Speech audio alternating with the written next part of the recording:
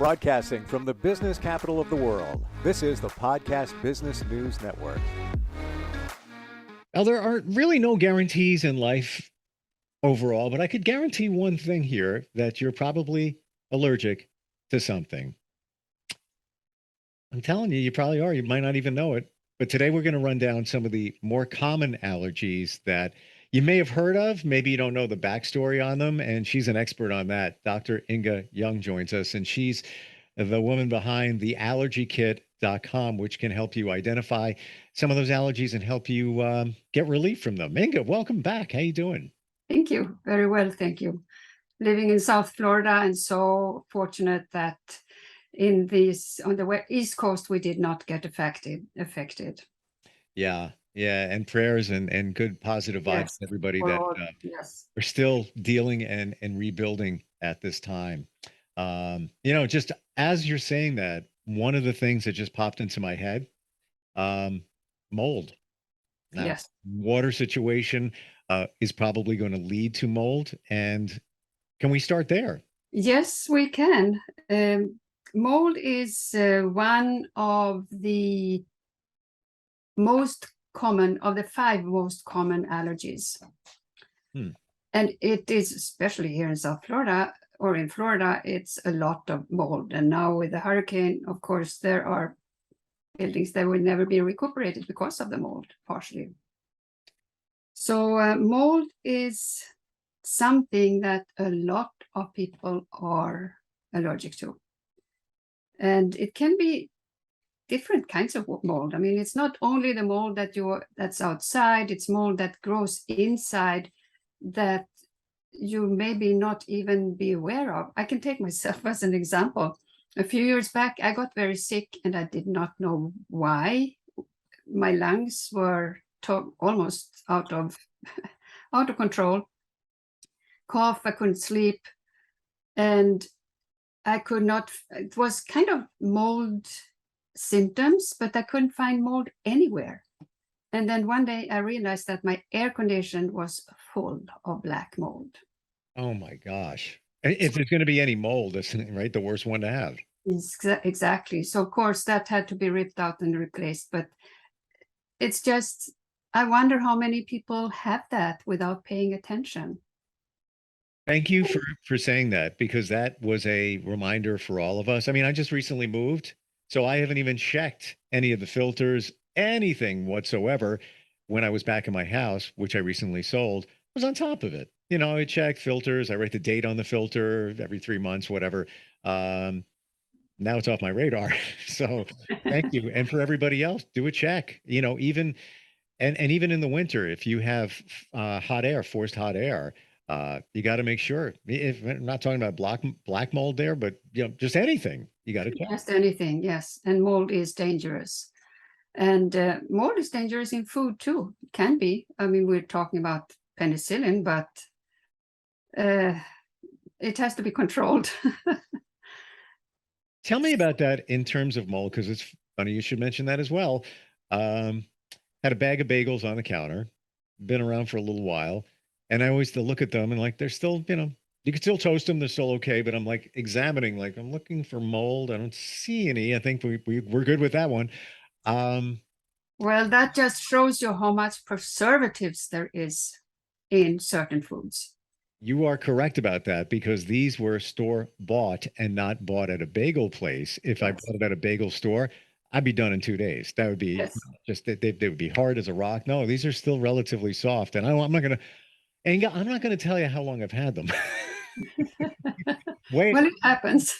Yeah, but that being said, how dangerous is that kind of mold on food? I guess if you have an allergy, much more. But yeah.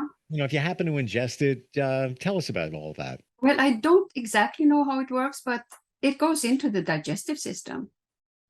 And the digestive system does not like mold and fungus. And so I really don't know how it goes around it goes, if you get it in the digestive system, you get it all over. I mean, in the lungs, in the gut, everywhere, in the bloodstream. So it can't be healthy. I cannot say exactly what it does, but I mean, if you just think about it, it can't be good. And what can we say what mold is? What exactly is going on there? When some, food, I'm talking food here. Well, mold is one of the most proliferous substances that exist. It was, I mean, it is a fungus, and mushrooms are funguses, so it's just different kinds. But so they're all different. Funguses, when it comes to mushrooms, for example, they are very good for you. Most of them are really, I mean, they have protein and they have a lot of good stuff in them that eating mushrooms every day would be fabulous. There are different kinds of mushrooms that are healthy for you. That, I mean, if you take the reishi and all these kind of mushrooms, that is good for your immune system. And there is another fungus up in northwest Oregon, a big area. I forgot what it's called, but that's a fungus that could be used to clean. You have to look it up. I don't remember exactly how it works, but it's something very interesting about the fungus in Oregon that could be used for a lot of things. Ynge, when you say clean, do you mean clean your system or clean your house? Your system, the environment. Wow. The environment could help to clean the environment. Fascinating. All right. So really what I'm getting from you is that if you have, any food, or you even suspect that it could be moldy, don't even slightly suspect, throw it out. Don't Yeah, even. it comes even, for example, to cheese. Cheese often gets moldy. Yeah. And why it gets moldy is because we touch it. Oh, really? So it comes from something in our fingers. So maybe if you put a glove on or use utensils when you take out the cheese from the fridge to minimize the production of the mold, because those spores go deep in and they're not good for you. Well, just to your point before, the preservatives, there's a big difference when you buy the processed cheese, in the slices that have the wrapper on top of it, as opposed to just going to the deli and having them cut it for you. Yeah. I find that the ones with the slices just last forever. I don't think I've ever seen mold on any of those. Well, they don't taste anything either. Yeah, it gets the job done, but it doesn't necessarily mean it tastes great. What are some of the other common allergies that we deal with? Well, we are talking about environmental with the mold. If we take dust and dust mites, which we cannot avoid. I mean, we can put extra special mold cover on, which I think we should have. But one of the symptoms of an allergy to mold to dust and dust mites is asthma and respiratory problems, specifically in children. So when kids wake up at night because they can't breathe, or they are phlegmy and coughing in the morning, that is probably because they have an allergy to dust and dust mites. Wow. So when we say dust mites, and this might concern some people, but little creatures that that eat our skin, and they are there. We have a lot of stuff on us and in us, even if people say no, yikes, but we are a host. We are just a host to all these microbes and little critters, and and they're there. You can't get rid of them. It's just a part of life. It's a part of us. We can't live without them either. Really? And why is that? Well, you can take the microbiome, for example, which has 10 times as many cells as we have in our body, blood cells, for example, white and red and all these cells.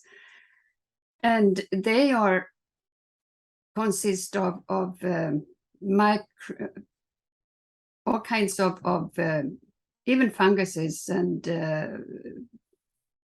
bacteria and viruses, all these things.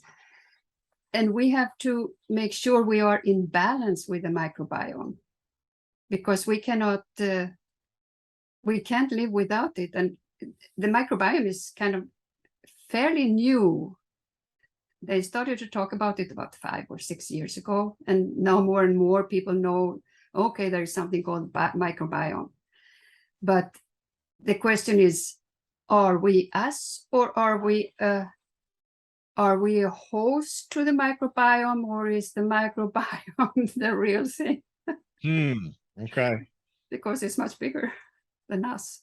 So with the dust mites, and of course the dust, you can clean, you can vacuum. What are your recommendations to, we can't eliminate, but minimize that? It's really to to eliminate the allergy with the allergy kit. Okay, so what you're saying, Ynge, or at least what I'm gathering is, it's there. It's there. Yeah, I ain't never going to get rid of it. No, That's the way it is. never. So now work on the other side with your allergy kit to alleviate any of the allergies or symptoms and challenges you might have. That's right. Gotcha. Okay. I knew that was the answer, to be honest with you, because how are you going to get rid of dust mites? You could vacuum 24 hours a day. You're not getting rid of them. They're there. It's right now. You got them on your skin. So do I. Absolutely. Absolutely. They're feasting They live on away. us. I'm a buffet. I'm a dust mite buffet at this moment. Exactly. Yeah. So, so if we take some more of these common environmental allergies, we have, of course, pet dander, and I did not know this, but one of the 5 most common is cockroaches. You said cockroaches, yeah? Exactly. So it's the saliva and the poop from the cockroaches that people can be. Everybody, of course, not. But it seems as if it's quite common, and I am sure a lot of people have no clue why they are reacting, sneezing, or because you don't really see the cockroaches. You think everything is clean, and then maybe now and then there is one coming out. So if there's one coming out now and then, there must be more. Yes. If you have one, there's more. That's it. Yeah. I think it's been scientifically proven at the same time. Yeah. They will survive us. They and the rats. Yep. I think they're prehistoric. They've been around for a while. Yes, exactly. So if we're going to continue to talk about food, for example, the most common allergies to foods are cow's milk, eggs, nuts, tree nuts, peanuts. Peanuts are not nuts, they are beans. Shellfish, wheat, soy, and fish. These are the most common allergies to foods. And for example, the milk, that creates ear infections in children. So, all these kids, they have an ear infection, they go to the doctor, they get antibiotics, which destroys their digestive system. And 3 weeks later, they have a strep throat, and the same thing goes on again. And then often they get these tubes stuck in. Just stop giving them milk or clear them for it. So I've always had that connection in my brain between dairy and mucus. Yeah. And is it true that dairy can produce more phlegm and mucus? Oh, absolutely. It is a phlegm producing food.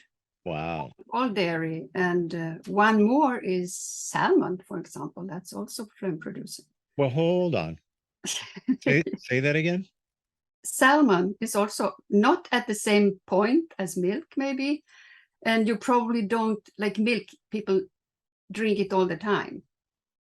Wow.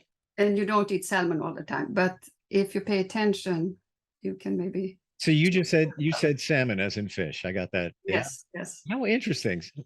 Wow. All right. So I need to stop. Whoa. I have a friend who loves salmon. Anytime we go out, that's what she's going to order if it's on the menu. And sometimes she has what, could be runny nose, things like that. Never knew there was a connection between that. Yeah. There are so many things we don't think about it. Oh my gosh. Wow. I would never think that. We think salmon, hey, you're eating fish. It's good for you. Yes. Yes. So then we have eggs. And of course, I always recommend everything organic. These things, especially when it comes like milk and eggs, they have to be organic. Otherwise, you are eating GMO food, genetically modified foods. And so you're getting all the toxins, all the hormones and antibiotics in these eggs. So many people are allergic to eggs. And eggs are such a great food, really perfectly packed, easy to prepare. Protein. It's the best food you can have in the morning, because you should not have bread in the morning. You get hungry very soon and your blood sugar goes up. The best thing is to have protein in the morning. Is there a preference for the preparation of eggs? I obviously try not to have fried, right? Yeah, well, I have started for myself to do poached eggs. I like poached eggs. When I go out, I order poached eggs, but it's really very easy to do. You take water and you just let it simmer. First, you take the egg and you put it in a strainer. And I've realized that that is really the trick. You put it in a strainer so that all the loose egg white goes away. So then you put it in, just easy. You can put it on a spoon first and just then easily put it in the water and not let it boil. Just, I don't know what it's called in English, but it's just on the point to boiling. And you let it boil or simmer for 4 minutes, and then you scoop it out with a sieve or whatever they're called. And they are perfect if you like them soft. If you like them hard, you do it a little longer, but I think 4 minutes is perfect. The egg yolk is soft, the white is solid. And there is no fat, no bad fat in it, and very tasty. And what are your thoughts on egg whites? Well, I think that it's egg whites is albumin, protein, but in the egg yolk, you have almost every vitamin, omega-3, Wow. what you need in the body. You don't have vitamin C. Have a salad with it. Right. So Huh. it's really, I think when people don't want to have the egg yolk, maybe because they think they make them fat, but maybe they don't feel good. I know lots of people who say, no, I feel like I eat cholesterol or something when I eat eggs. But that is because you have a sensitivity to it. So if you clear that, then they will taste fantastic. Would you say, and we'll move past eggs in a moment, but it almost sounds like a perfect food. In terms of the cholesterol level in eggs, is that a concern? I don't think so. Okay. I don't think that people should worry so much about cholesterol at all, because everybody's different. And it is proven it doesn't produce heart attacks. If you have plaque, that's a different story. But the cholesterol per se, personally, I always have 350 cholesterol. And I'm definitely not overweight. Mm-hmm. And it has been that as long as I have been measuring cholesterol, because it hasn't, I don't know, they just made it popular like 25, 30 years ago. I was just going to say that it's almost like a marketing situation. It is. Right? The whoever, drug manufacturers or however you want to look at it. And the statins are so much more dangerous and damaging to your body, to your intestines, among other things. That the gallbladder is affected by statins. Gotcha. And there are not less heart attacks because people are taking them. On the contrary, they have other side effects. We're talking with Dr. Ynge Ynge, and she is the inventor of the allergykit.com. Been around for a while. And it's a kit. You go to the website, learn more about it. It's something that can help you get relief, alleviate your allergy symptoms, non-invasive.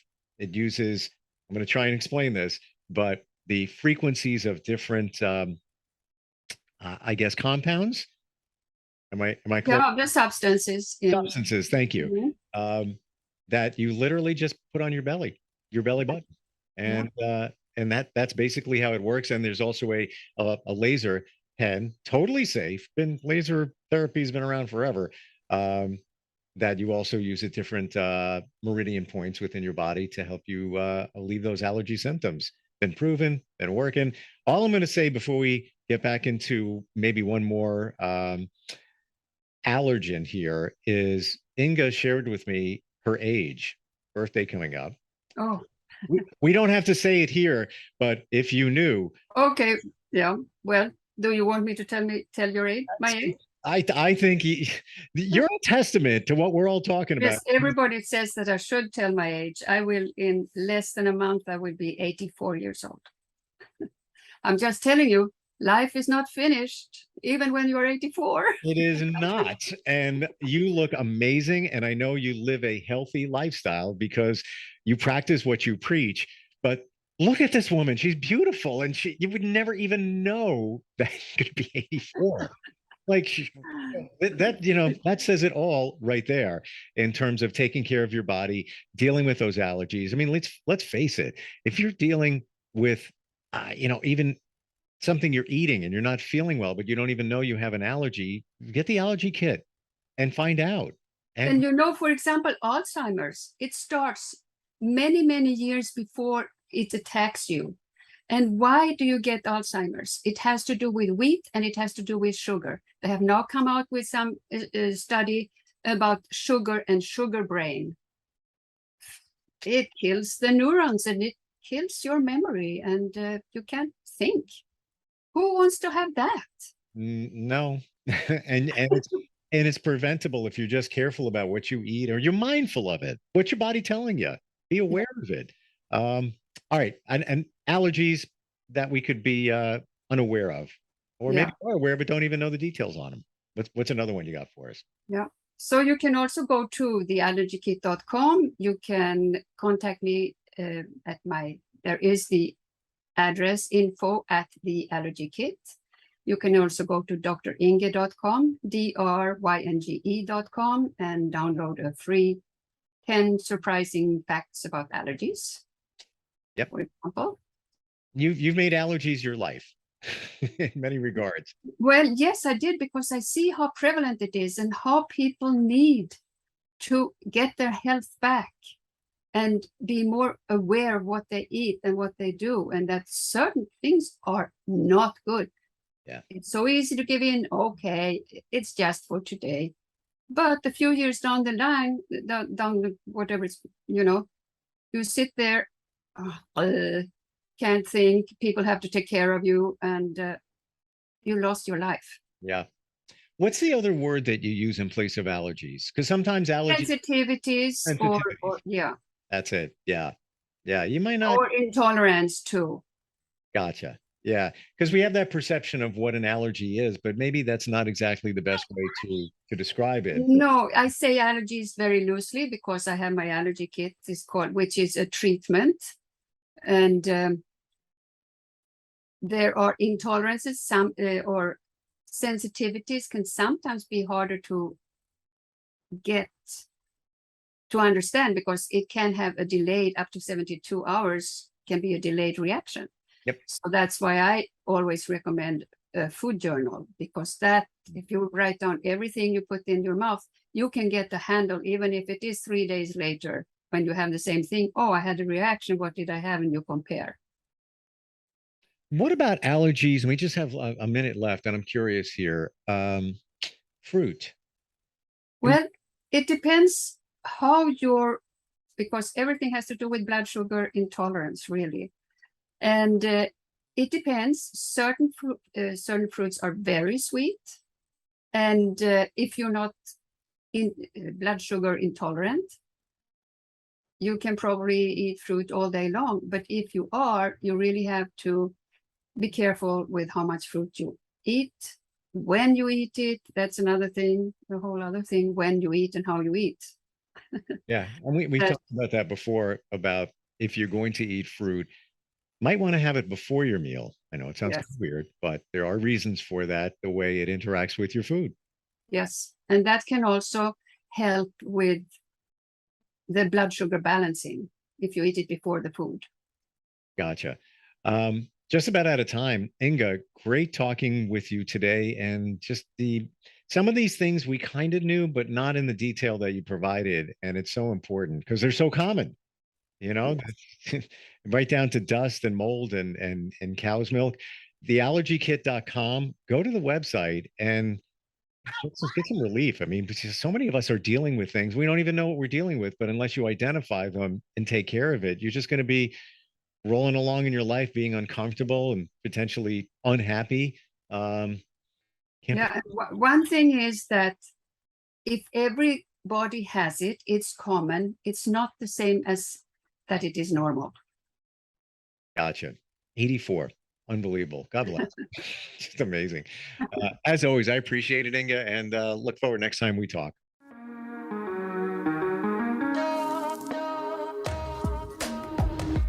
Broadcasting from the business capital of the world, this is the Podcast Business News Network.